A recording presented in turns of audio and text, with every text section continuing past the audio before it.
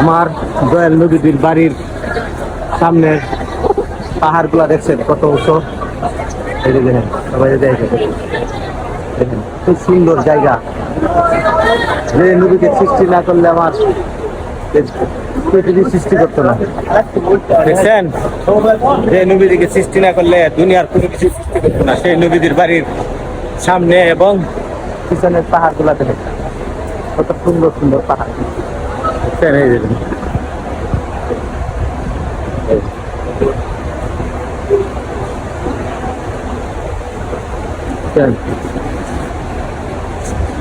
সবাই দোয়া করবেন।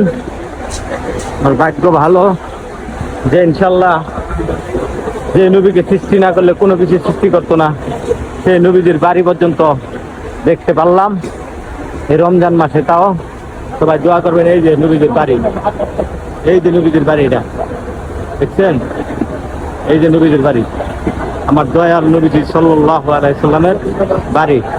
এটা আপনাদেরকে দেখাইলাম।